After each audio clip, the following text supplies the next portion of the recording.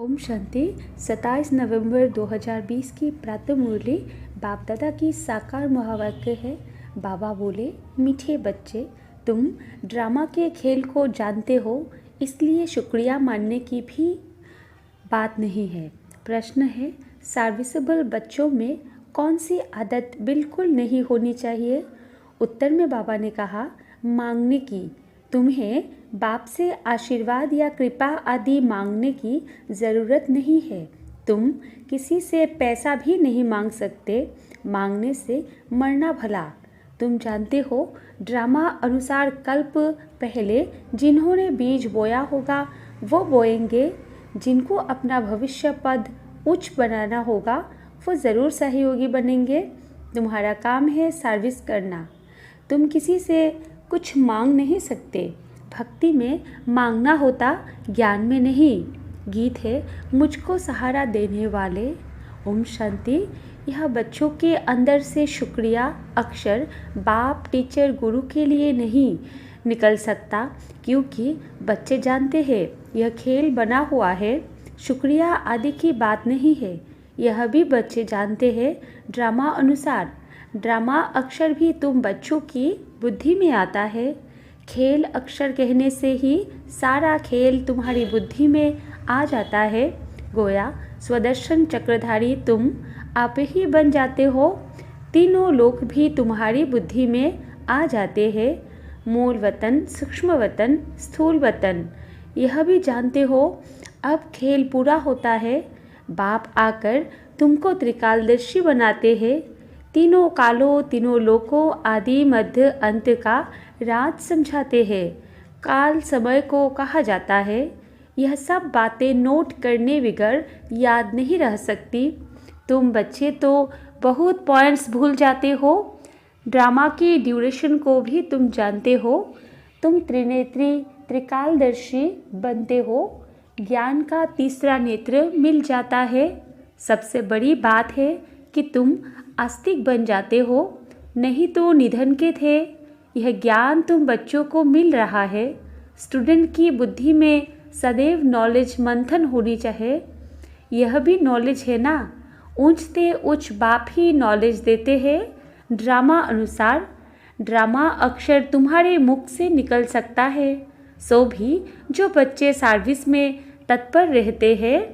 अभी तुम जानते हो हम आर्फन थे, अब बेहद का बाप धनी मिला है तो धन के बने हैं। पहले तुम बेहद के आर्फन थे। बेहद का बाप बेहद का सुख देने वाला है। और कोई बाप नहीं जो ऐसा सुख देता हो। नई दुनिया और पुरानी दुनिया, यह सब तुम बच्चों की बुद्धि में है, परंतु औरों को भी यथार्थ रीति समझाए। इस ईश्वरीय धंधे में लग जाए। हर एक के सरकमटेंस अपने अपने होते हैं। समझा भी वो सकेंगे जो याद की यात्रा में होंगे। याद से बल मिलता है ना। बाप है ही जौहरदार तलवार। तुम बच्चों को जौहर भरना है। योग बल से विश्व की बादशाही पाते हो। योग से बल मिलता है, ज्ञान से नहीं। बच्चों को समझाया है नॉलेज सोर्स ऑफ इनकम है। योग को बल कहा जाता है। रात दिन का फर्क है। अब योग अच्छा या ज्ञान अच्छा? योग ही नामी ग्रामी है। योग अर्थात बाप की याद। बाप कहते हैं इस याद से ही तुम्हारे पाप कट जाएंगे। इस पर ही बाप जोर देते हैं। ज्ञान तो सहज है। भगवानुवाच, मैं तुमको सहज ज्ञान सुनाता हूँ। 84 के चक्र का ज्ञान सुनाता हूँ। उसमें सब आ जाता है। हिस्ट्री ज्योग्राफी है ना। ज्ञान और योग दोनों है सेकंड का काम। बस हम आत्मा है, हमको बाप को याद करना है। इसमें मेहनत है। याद की यात्रा में रहने से शरीर की जैसे विस्मृति होती है। घंटा भर भी ऐसे अशरीरी होकर बैठो तो कितने पावन हो जाए। मनुष्य रात को कोई 6 कोई 8 घंटा नींद करते हैं तो अशरीरी हो जाते हैं ना। उस समय में कोई विकर्म नहीं होता है। आत्मा थक कर सो जाती है। ऐसे भी नहीं कोई पाप विनाश होता है। नहीं, वो है नींद। विकर्म कोई होता नहीं है। नींद न करे तो पाप ही करते रहेंगे। तो नींद भी एक बचाव है। सारा दिन सर्विस कर आत्मा कहती है मैं अब सोता हूँ, अशरीरी बन जाता हूँ। तुमको शरीर होते अशरीरी बनना है। हम आत्मा इस शरीर से न्यारी शांत स्वरूप है। आत्मा की महिमा कभी नहीं सुनी होगी। आत्मा सत चित आनंद स्वरूप है। परमात्मा की महिमा गाते हैं कि सत है, चैतन्य है, सुख शांति का सागर है। अब तुमको फिर कहेंगे मास्टर, बच्चे को मास्टर भी कहते हैं। तो बाप युक्तियाँ भी बतलाते रहते हैं। ऐसे भी नहीं सारा दिन नींद करनी है, नहीं, तुमको याद में रह पापों का विनाश करना है। जितना हो सके बाप को याद करना है। ऐसे भी नहीं बाप हमारे ऊपर रहम व कृपा करते हैं, नहीं, यह उनका गायन है। रहमदिल बादशाह, यह भी उनका पार्ट है।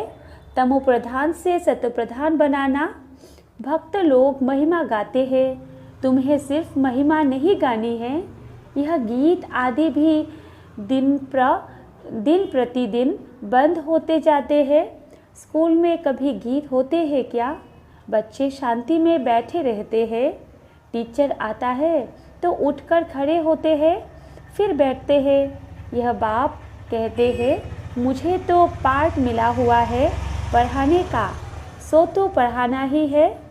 तुम बच्चों को उठने की दरकार नहीं, आत्मा को बैठ सुनना है। तुम्हारी बात ही सारी दुनिया से न्यारी है। बच्चों को कहेंगे क्या तुम उठो? नहीं, वो तो भक्ति मार्ग में करते, यह नहीं। बाप तो खुद उठकर नमस्ते करते हैं। स्कूल में अगर बच्चे देरी से आते हैं तो टीचर या तो रोल लगाएंगे या बाहर में खड़ा कर देंगे। इसलिए डर रहता है टाइम पर पहुंचने का। यहाँ तो डर की बात नहीं। बाप समझाते रहते हैं मुरलियाँ मिलती रहती है, वो रेगुलर पढ़नी है।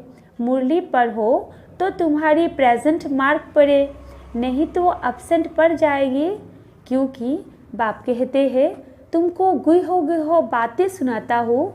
तुम अगर मुरली मिस करेंगे तो वो पॉइंट्स मिस हो जाएंगी। यह है नई बातें जो दुनिया में कोई नहीं जानते। तुम्हारे चित्र देखकर ही चकित हो जाते हैं। कोई शास्त्रों में भी नहीं है। भगवान ने चित्र बनाए थे, तुम्हारी यह चित्रशाला है नहीं। ब्राह्मण कुल के जो देवता बनने वाले होंगे उनकी बुद्धि में ही बैठेगा। कहेंगे यह तो ठीक है, कल्प पहले भी हमने पढ़ा था। ज़रूर भगवान पढ़ाते हैं। भक्ति मार्ग के शास्त्रों में पहले नंबर में गीता ही है, क्योंकि पहला धर्म ही यह है। फिर आधा कल्प के बाद उसके भी बहुत पीछे दूसरे शास्त्र बनते हैं। पहले इब्राहिम आया तो अकेला था, फिर 1 से 2, 2 से 4 हुए। जब धर्म की वृद्धि होते होते लाख डेढ़ हो जाते तो शास्त्र आदि बनते हैं। उनके भी आधा समय बाद ही बनते होंगे। हिसाब किया जाता है ना। बच्चों को तो बहुत खुशी होनी चाहिए। बाप से हमको वर्षा मिलता है। तुम जानते हो बाप हमको सारा ज्ञान सृष्टि चक्र का समझाते हैं। यह है बेहद की हिस्ट्री ज्योग्राफी। सबको बोलो यहाँ वर्ल्ड की हिस्ट्री ज्योग्राफी समझाई जाती है, जो और कोई सिखला न सके। भल वर्ल्ड का नक्शा निकलते हैं, परंतु उसमें यह कहाँ दिखलाते कि लक्ष्मी नारायण का राज्य कब था, कितना समय था। वर्ल्ड तो एक ही है, भारत में ही राज्य करके गए हैं, अब नहीं है। यह बातें किसकी भी बुद्धि में नहीं है। वो तो कल्प की आयु ही लंबी लाखों वर्ष कर देते। तुम मीठे मीठे बच्चों को कोई जास्ती तकलीफ नहीं देते। बाप कहते हैं पावन बनना है। पावन बनने के लिए तुम भक्ति मार्ग में कितने धक्के खाते हो, अब समझते हो। धक्के खाते खाते 2500 वर्ष गुजर गए। अब फिर बाबा आया है फिर से राज्य भाग्य देने। तुमको यही याद है, पुरानी से नई और नई से पुरानी दुनिया ज़रूर होती है। अभी तुम पुराने भारत के मालिक हो ना, फिर नए के मालिक बनेंगे। एक तरफ भारत की बहुत महिमा गाते रहते, दूसरे तरफ फिर बहुत ग्लानि करते रहते। वो भी तुम्हारे पास गीत है, तुम समझाते हो अब क्या क्या हो रहा है। यह दोनों गीत भी सुनाने चाहिए। तुम बता सकते हो कहाँ राम राज्य, कहाँ यह। बाप है गरीब निवाज, गरीबों की ही बच्चियाँ मिलेंगी। साहूकारों को तो अपना नशा रहता है, कल्प पहले जो आए होंगे वही आएंगे। फिक्रात की कोई बात नहीं, शिव बाबा को कभी कोई फिक्रात नहीं होती, दादा को होगी। इनको अपना भी फिक्र है। हमको नंबर 1 पावन बनना है। इसमें है गुप्त पुरुषार्थ, चार्ट रखने से समझ में आता है। इनका पुरुषार्थ जास्ती है। बाप हमेशा समझाते रहते हैं, डायरी रखो। बहुत बच्चे निकले भी है। चार्ट लिखने से सुधार बहुत हुआ है। यह युक्ति बहुत अच्छी है, तो सबको करना चाहिए। डायरी रखने से तुमको बहुत फ़ायदा होगा। डायरी रखना माना बाप को याद करना, उसमें बाप की याद लिखनी है। डायरी भी मददगार बनेगी, पुरुषार्थ होगा। डायरियाँ कितनी लाखों करोड़ों बनती है नोट आदि करने के लिए। सबसे मुख्य बात तो यह है नोट करने की। यह कभी भूलना नहीं चाहिए। उसी समय डायरी में लिखना चाहिए। रात को हिसाब किताब लिखना चाहिए।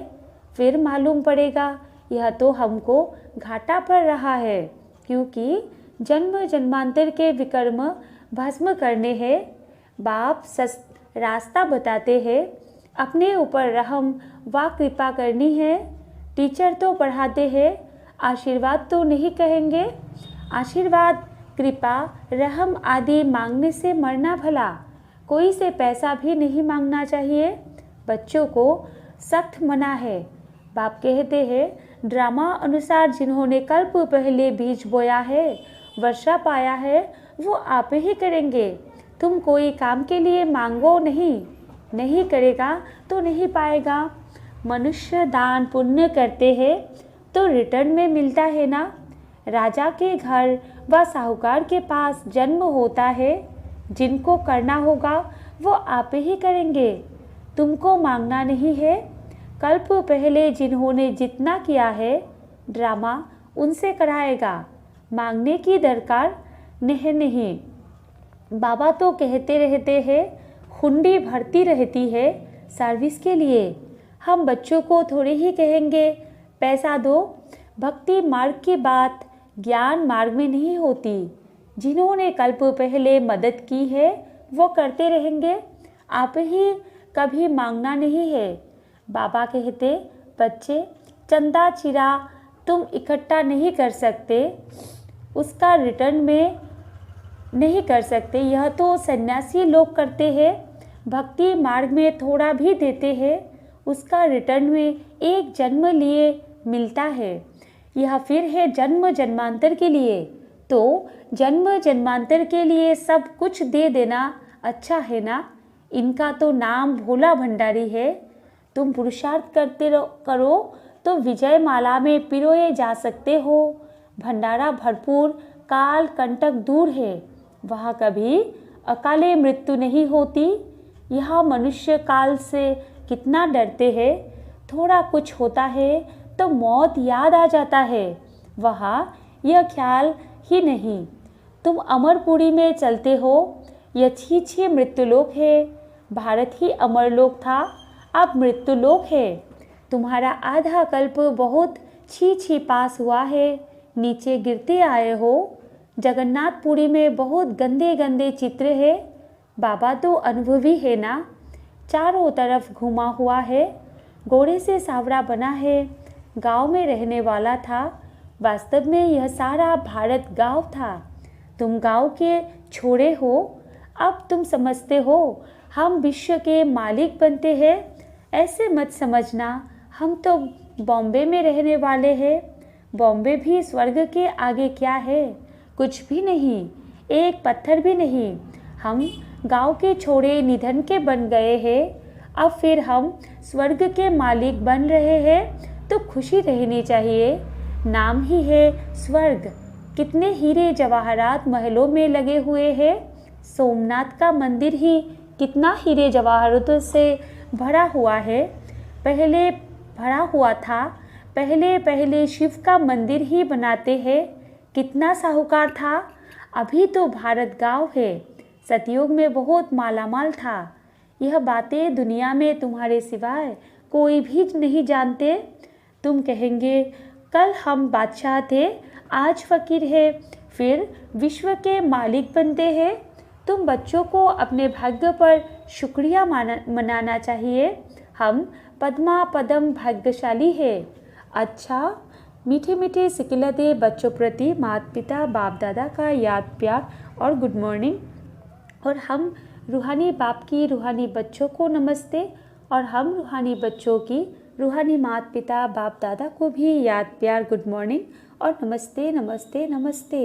धारणा के लिए मुख्य सार 1 नंबर में है, विकर्मों से बचने के लिए इस शरीर में रहते अशरीरी बनने का पुरुषार्थ करना है। याद की यात्रा ऐसी हो जो शरीर की विस्मृति होती जाए।